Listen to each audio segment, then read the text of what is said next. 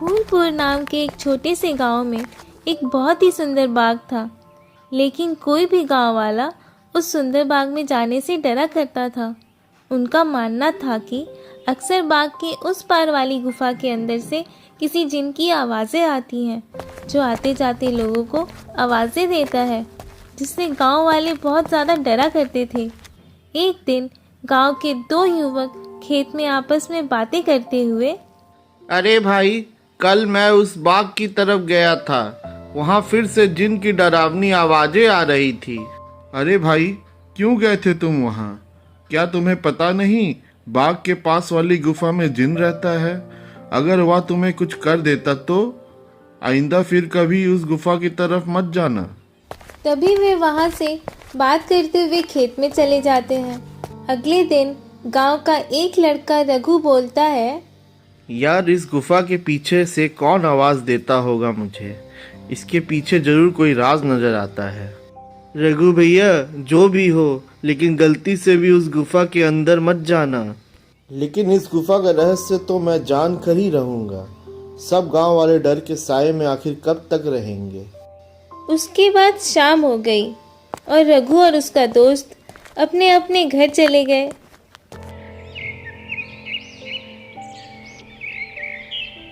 अगले दिन सुबह सारे गांव में सन्नाटा था और रघु के घर के बाहर उसकी लाश रखी हुई थी। शाम को तो बस ये घर से बोल के निकला था कि आज एक रहस्य से पर्दा उठाने जा रहा हूँ। मेरे रघु की बहादुरी उसे ले डूबी। हाय रे मेरा बच्चा। हो ना हो, यह उस गुफा वाले जिन ने ही किया है।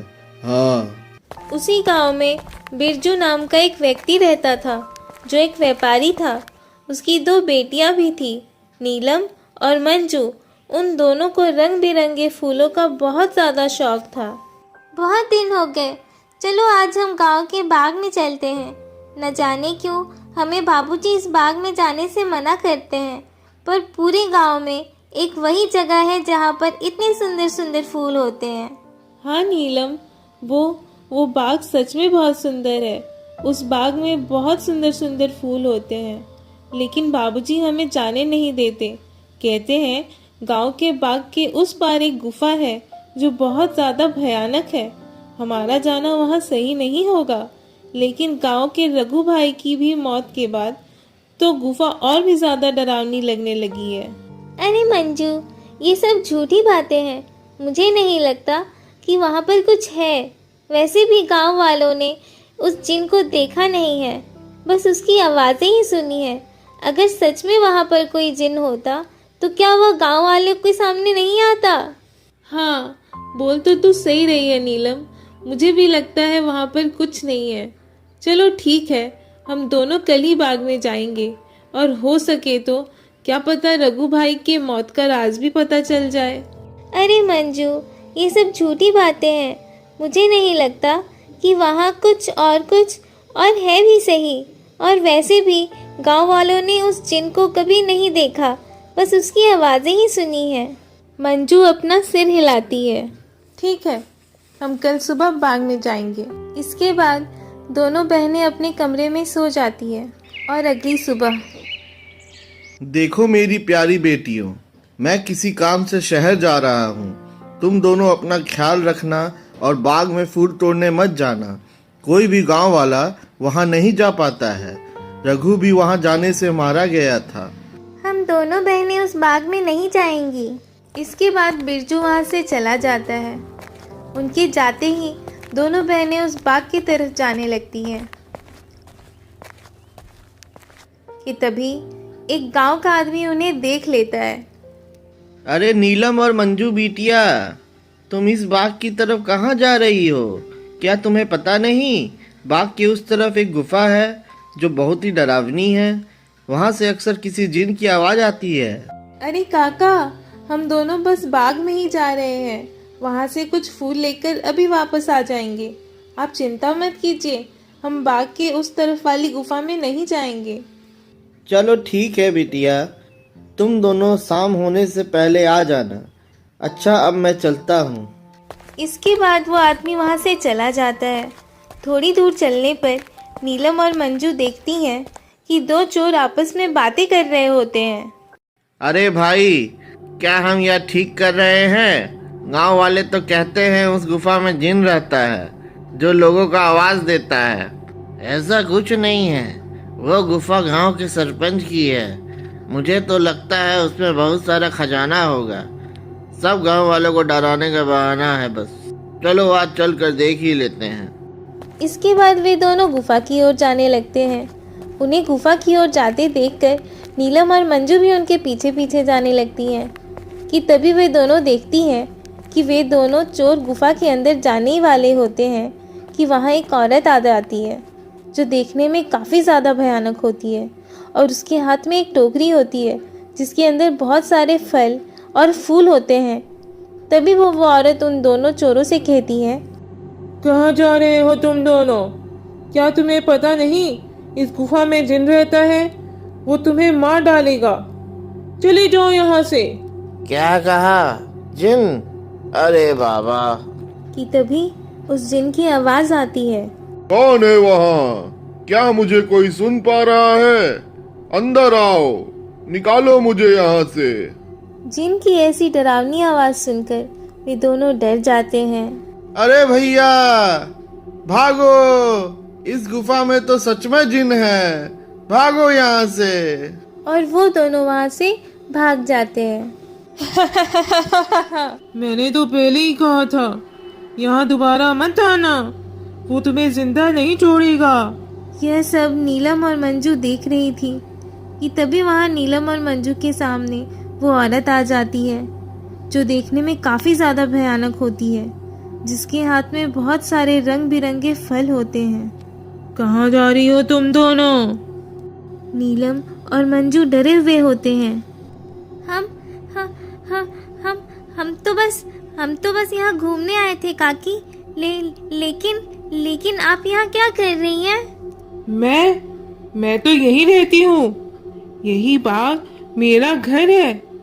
तुम दोनों यहाँ से जल्दी चली जाओ, वरना वो जिन तुम्हें नहीं छोड़ेगा तुम्हें।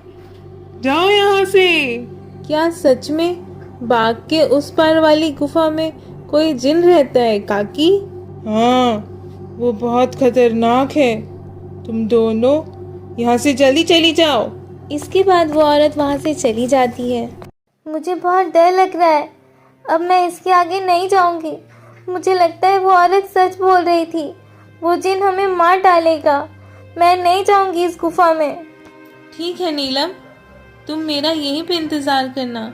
मैं सच जानना चाहती हूँ कि क्या वाकई वो जिन यहाँ पर रहता है या नहीं, जिसकी आवाज़ लोगों को सुनाई देती है। मैं तो गुफा के अंदर जा रही हूँ।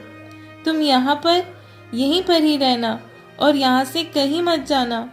मैं जल्दी ही आ जाऊँगी नीलम। इसके बाद मंजू अकेली ही आगे चली जाती है।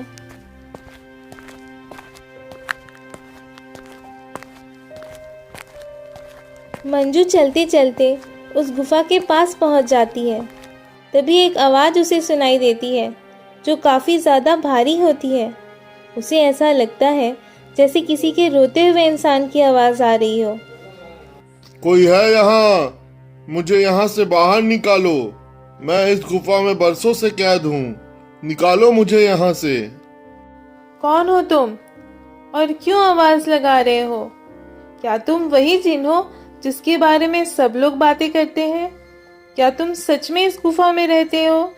हाँ, मैं जिन हूँ। मैं कई सालों से इस गुफा में कैद हूँ। मेरी सहायता करो लड़की, मेरी बात मानो। मैं तुम्हें कोई नुकसान नहीं पहुँचाऊंगा। तुम मुझे इस गुफा से आजाद कर सकती हो। इसके बाद मैं यहाँ से हमेशा के लिए चला जाऊंगा। मेरी सहायता करो।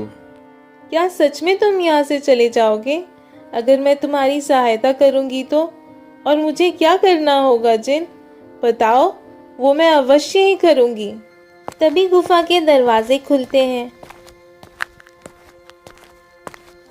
और मंजू उस गुफा के अंदर चली जाती है।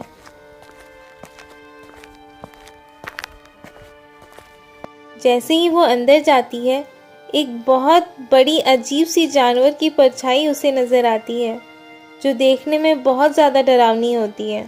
आओ लड़की, तुम्हारा जिन की गुफा में स्वागत है।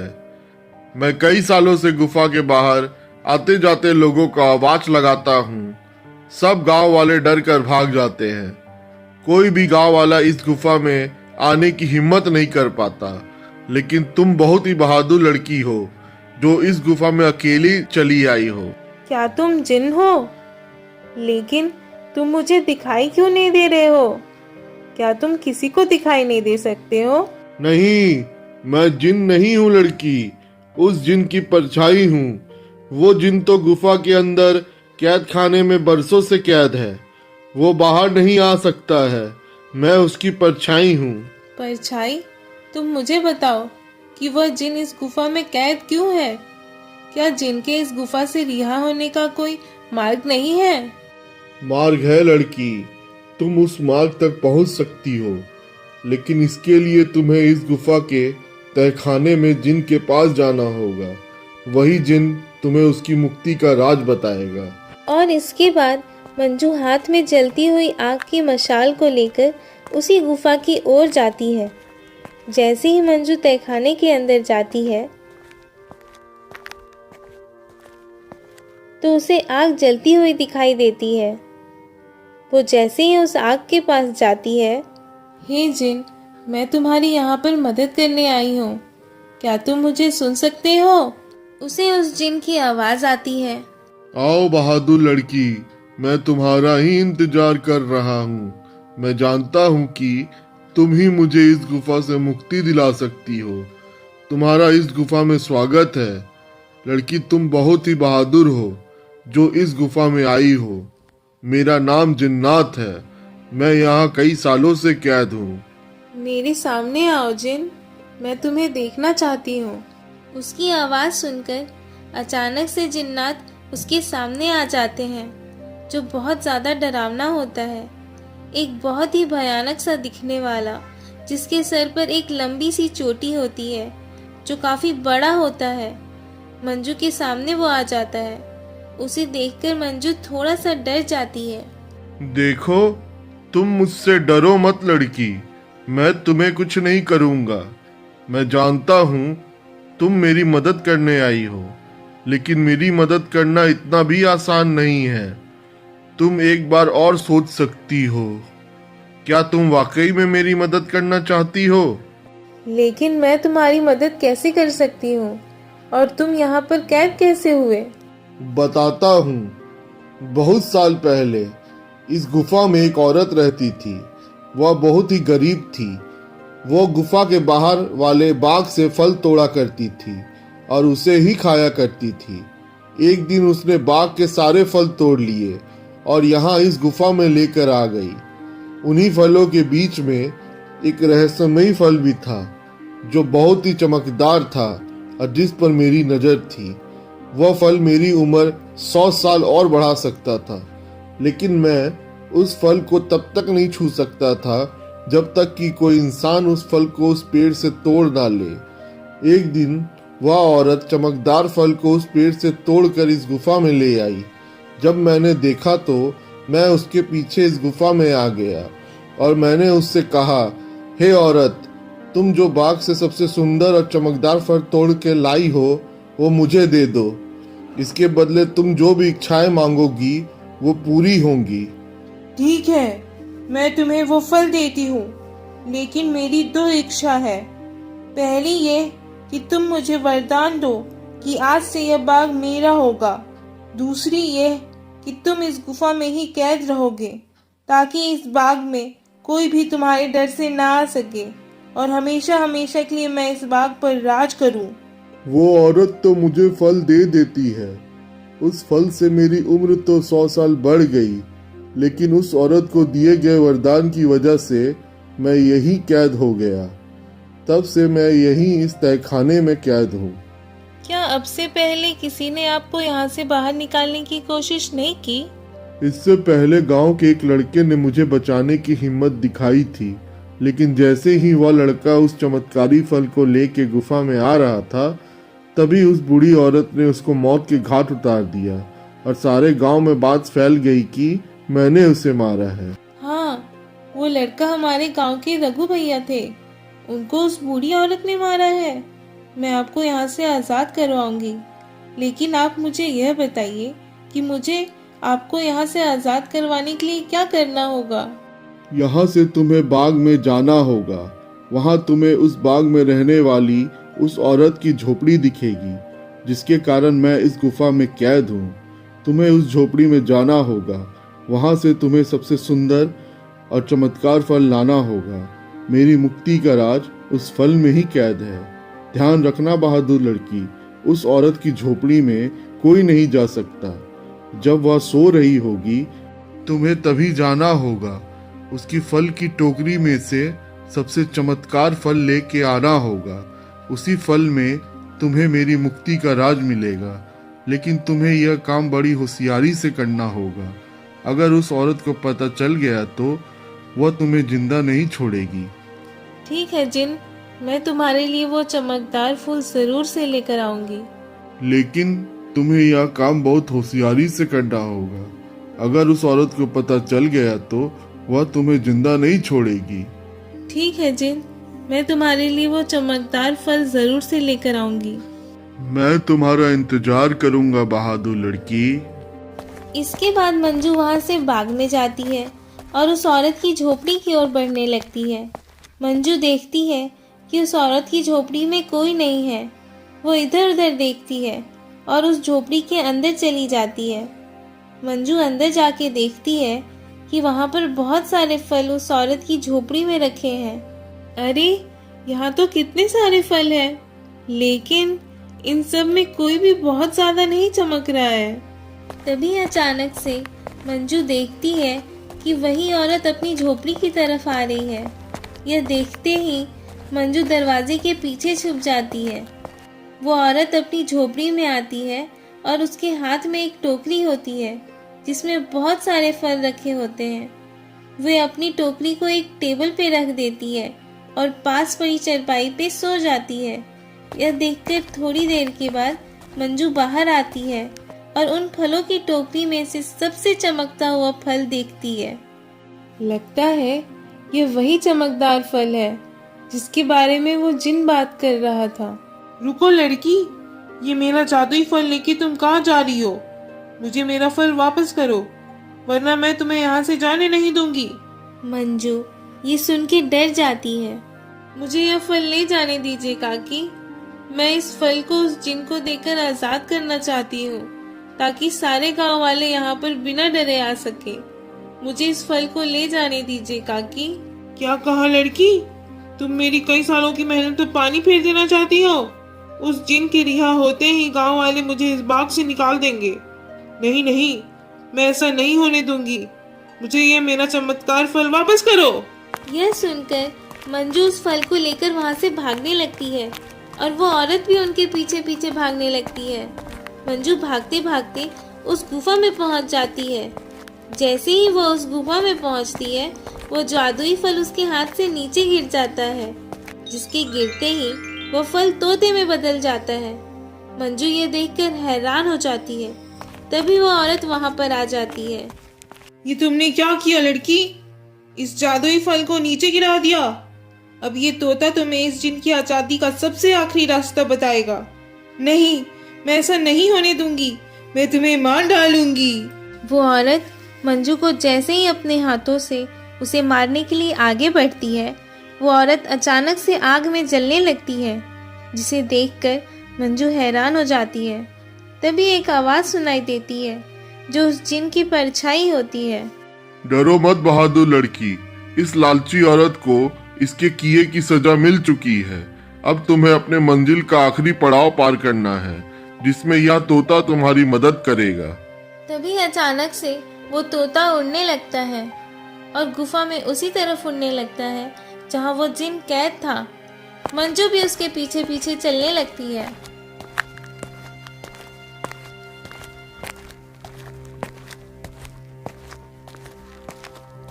वो तोता एक खिड़की के पास जाकर बैठता है जो काफी चमक रही होती है। तभी तोते की आवाज आती है। सुनो बहादुर लड़की, तुम्हें इस खिड़की को खोलना होगा, जिसकी चाबी तुम्हें ढूंढना होगा। मैं तुम्हें 2 रास्ते बताऊंगा, जिस पर चल के तुम्हें इस खिड़की को खोलने वाली चाबी मिलेगी। लेकिन 2 रास्तों में से तुम्हें कोई एक रास्ता चुनना होगा। पहला रास्ता एक गुलाब के फूल की तरफ जाता है, जो बाग की तरफ है। दूसरा रास्ता एक अंधेरी की तरफ जाता है, जो इस गुफा में उस तहखाने की तरफ जाता है जहाँ वो जिन कैद है। जाओ और अपना रास्ता चुन लो। मंजू काफी देर सोचने के बाद बोलती है, मैं गुफा वाला ही रास्ता चुनूंगी, जो अंधेरी की तरफ जाता है। जिसके बाद मंजू उस गुफा की ओर चलने लगती है कि तभी मंजू को एक सिक्का दिखाई देता है। अरे, ये इतना चमकता हुआ सिक्का यहाँ पर कैसे आया? और ये सिक्का इतना क्यों चमक रहा है? मंजू जैसे ही वो सिक्का हाथ में उठाती है, पूरी गुफा में रोशनी हो जाती है। अरे, ये पूरी गुफा रोशनी में बदल गई। तभी वो सिक्का अचानक से उड़ने लगता है। अरे, ये सिक्का उड़ क्यों रहा है? मंजू उस सिक्के के पीछे पीछे चलने लगती है। थोड़ी दूर चलने पर मंजू देखती है कि 4 चाबियां अलग अलग रंग की थी, जो हवा में उड़ रही थी। अरे, ये तो चाबियां हैं जिसके बारे में वो तोता बता रहा था। लेकिन अब इसमें से सही चाबी कौन सी होगी, ये कैसे पता चलेगा? तभी मंजू को एक आवाज आई, जो उस जिन की आवाज थी। बहादुर लड़की, तुम्हें इनमें से एक चाबी उठानी है। याद रखना, तुम्हें एक सही चाबी उठानी है। लेकिन याद रहे, तुम्हें बड़ी होशियारी से ही चाबी उठानी होगी। अगर तुमने गलती से भी गलत चाबी चुन ली तो यह चारों चाबियां गायब हो जाएंगी और तुम कभी भी जिन को आजाद नहीं कर पाओगी। यह सुनकर मंजू हैरान हो जाती है। क्या? ये हे भगवान, ये किस दुविधा में डाल दिया? अब मैं कैसे इन 4 चाबियों में से सही चाबी को चुनूं? काफी देर सोचने के बाद मंजू देखती है कि चारों चाबियों में से एक चाबी बहुत बड़ी थी, जो लाल रंग की थी, और जिस चमकदार फल के गिरने से वह तोता बना था, वो भी लाल रंग का था। मंजू समझ गई कि लाल रंग वाली चाबी ही सही चाबी है। उसके बाद लाल चाबी चुनते ही बाकी की सारी चाबियां गायब हो जाती हैं और तभी फिर से जिनकी परछाई की आवाज आती है। शाबाश बहादुर लड़की, तुम्हारी सूझबूझ की वजह से आखिरकार तुमने बिल्कुल सही चाबी चुन ली। अब जाओ उस खिड़की के पास और खोल दो उसे। मंजू उसी खिड़की के पास जाती है और देखती है कि अभी भी वो तोता उसी खिड़की के पास बैठा था। तुम वाकई में बहादुर हो लड़की। अब तुम इस चाबी से इस खिड़की को खोल दो। मंजू जैसे ही वो चाबी को खिड़की में लगाती है, खिड़की अचानक से खुल जाती है। मंजू देखती है कि खिड़की के बाहर बहुत रोशनी थी, जिसमें चारों तरफ बहुत सारे चमकदार फल चमक रहे थे और बहुत सारी तितलियां उसके आसपास मंडरा रही थी। और तोता खिड़की के बाहर जाते ही उस जिन में बदल जाता है, जो कई सालों से इस गुफा में बंद था। तुम्हारा बहुत बहुत धन्यवाद लड़की, तुमने मुझे इस गुफा से आजाद कर दिया। तुम एक निडर और साहसी लड़की हो। तुम जो भी मांगोगी मैं तुम्हें वो दूंगा। बोलो क्या इच्छा है तुम्हारी? क्या सच में तुम आजाद हो गए? अब इस गुफा में अब तुम नहीं रहोगे? अब सब गांव वाले यहाँ पर आ सकेंगे और मेरी बहन भी इस बाग में आ सकेगी कभी? सच में? हाँ बहादुर लड़की, अब किसी को भी डरने की कोई जरूरत नहीं है। अब मैं इस गुफा से बाहर आ गया हूँ अपनी दुनिया में। अब मैं किसी को आवाज नहीं दूंगा। तुम जब चाहो यहाँ आ सकती हो। तुम्हारी ही वजह से मैं आजाद हो पाया हूँ। तुम मुझसे जो भी मांगोगी मैं वो तुम्हें दूंगा। बोलो क्या इच्छा है तुम्हारी? जिन, मैं कुछ भी नहीं मांगना चाहती हूँ, लेकिन तुम सच में मेरी इच्छा पूरी करना चाहते हो तो गुफा के सामने वाले बाग से मुझे बहुत ज़्यादा प्यार है। उसमें रंग बिरंगे फूल मुझे बहुत ज़्यादा पसंद है। मैं चाहती हूँ कि यह बाग ऐसे ही हमेशा खिलखिलाता रहे। इसमें फूल कभी ना मुरझाए। ठीक है बहादुर लड़की, तुम्हारी यह इच्छा जरूर पूरी करूंगा। अब यह बाग हमेशा यूं ही रहेगा, कभी भी मुरझाएगा नहीं। तुम अब जब भी इस बाग के फूल देखोगी तो हमेशा खिले रहेंगे। अब मैं यहाँ से हमेशा हमेशा के लिए जा रहा हूँ। इसके बाद वो जिन वहां से गायब हो जाता है और खिड़की बंद हो जाती है। मंजू जब गुफा से बाहर निकलती है तो देखती है कि गांव वाले, बिरजू और नीलम सब बाहर खड़े होते हैं। अरे मेरी बिटिया, आ गई तू वापस। उस जिन ने तुझे कुछ किया तो नहीं ना? आखिर क्यों गई थी तू उस गुफा के अंदर? वो जिन तुझे मार डालता तो क्या करता मैं? दीदी तुम ठीक तो हो ना? क्या सच में तुम्हें उस जिन ने कुछ नहीं किया? बाबूजी, मैं बिल्कुल ठीक हूँ। अब अंदर कोई जिन नहीं है। इस गुफा के अंदर जो जिन था वो अब हमेशा हमेशा के लिए इस गुफा से चला गया है। अब आप सबको डरने की कोई जरूरत नहीं है। अब यहाँ पर कोई भी आ सकता है। अरे क्या बोल रही है मंजू बिटिया? आखिर कहाँ गया वो जिन जो आते जाते लोगों को आवाज दिया करता था? मंजू गांव वालों को सारी बात बता देती है। थोड़ी देर के बाद गांव वाले बहुत खुश हो जाते हैं और मंजू से बोलते हैं, अरे मंजू बिटिया, तुम तो सचमुच बहुत बहादुर हो। तुम्हारी वजह से ही अब वो जिन इस गुफा से बाहर हो गया है। अब हम गांव वालों को डरने की कोई जरूरत नहीं है और रघु की मौत का रहस्य भी सब गांव वालों को पता चल गया है। इसके बाद गांव वाले बिना डरे हंसी खुशी उस गांव में रहने लगते हैं। अगर आपको हमारी कहानी पसंद आई हो तो लाइक करें और शेयर करें और ऐसे ही और भी मजेदार कहानियों के लिए सब्सक्राइब करें। Thanks for watching.